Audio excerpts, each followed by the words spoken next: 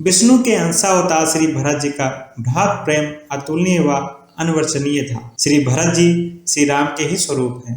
वे बहुता अवतार माने जाते हैं और उनका वर्ण ऐसा है कि भरतो राम की अनुहारी सहसा लख न सकह न नारी। विश्व का भरण पोषण करने वाले होने से ही उनका नाम भरत पड़ा। धर्म के आधार पर ही सृष्टि है, धर्म ही धरा को धारण करता है।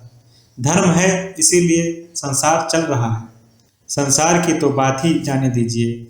यदि एक गांव से पूरा पूरा धर्म चला जाए, वहां कोई धर्मात्मा किसी रूप में न रहे तो उस गांव का तत्काल नाश हो जाएगा। भरत जी ने धर्म के उसी आदर्श को धारण किया। जन्म से ही भरत जी श्री राम के प्रेम की मूर्ति थे। वे सदा ही श्री राम के सुख और उनकी उन्नति प्रशंसा में ही प्रसन्न रहते थे। मैं पन का भान उनमें कभी आया ही नहीं। बड़ा ही संकोची स्वभाव था भरत जी का।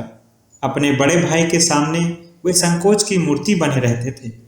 ऐसे संकोची, ऐसे अनुरागी, ऐसे भ्रात भक्त भाव में को जब पता लगा कि माता कैकेयी ने उन्हें राज देने के लिए श्री राम को वनवास दिया है, तब उनकी व्यथा का पार नहीं था। कैकेयी को उन्होंने बड़े कठोर वचन कहे, परंतु ऐसी व्यवस्था में भी वे दयानिधि किसी का कष्ट नहीं सह पाते थे।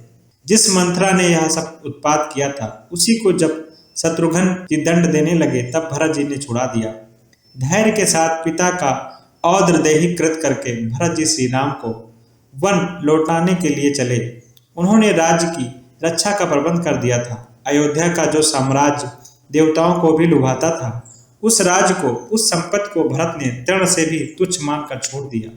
वे बार बार यह सोचते थे कि कैसे श्री राम, माता जानकी और लक्ष्मण भैया अपने सुकुमार चरणों से वन में कठोर मार्ग में भटकते होंगे। यही व्यथा उन्हें व्याकुल किए थी। वे भरद्वाज से कहते हैं, राम लखन सिया बिनु पग पनहि, करि मुनि वेश फिरैं बन वनहि। अजिन वसन फल असन महि शयन, डास कुश पात बस तरु तन नित साहस हिम, आत बरसा बात।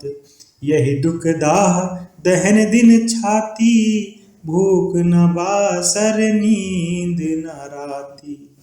वे स्वयं मार्ग में उपवास करते, कंदमूल खाते और भूमि पर शयन करते थे। साथ में रथ अश्वगज चल रहे थे, किंतु भरत लाल पैदल चलते थे।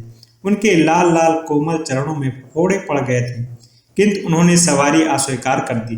भरत जी का प्रेम, भरत जी का भाव, भरत जी की विहलता का वर्णन तो श्री रामचरितमानस के अयोध्या कांड में ही देखने को मिलता है। ऐसा अलौकिक अनुराग कि जिसे देखकर पत्थर भी पिघलने लगे।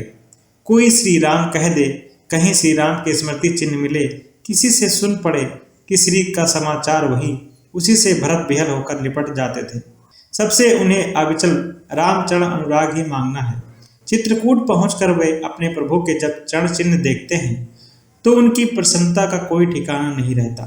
चित्रकूट में उनसे श्री राम जी मिले। अयोध्या के समाज के पीछे महाराज जनक भी वहां पहुंच जाते हैं।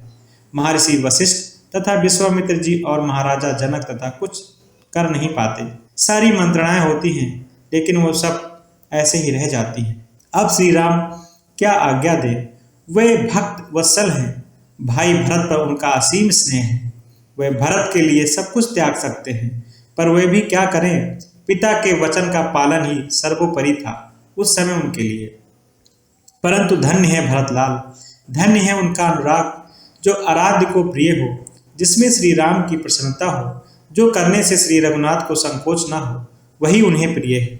उन्हें चाहे जितना कष्ट सहना पड़े, किंतु श्री राम को तनिक भी संकोच नहीं होना चाहिए। ये तो श्री राम की प्रसन्नता के लिए उनकी चरण पादुका लेकर भरत जी अयोध्या लौट आए। राज सिंहासन पर पादुकाएं पधारी गई। राम वन में रहे और भरत राज सदन में सुख भोगे, यह संभव नहीं था। अयोध्या से बाहर नंदीग्राम में भूमि में गड्ढा खोदकर आसन बिछाया उन्होंने। 14 वर्ष तक वे महातापस बिना लेटे बैठे रहे। गौमूत्र यावक व्रत ले रखा था उन्होंने 14 वर्ष के लिए।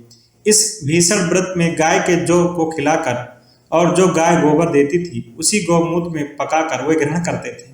14 वर्ष उनकी अवस्था कैसी रही, इसका गोस्वामी तुलसीदास जी ने रामचरितमानस में भाव विहल कर देने वाला वर्णन किया है।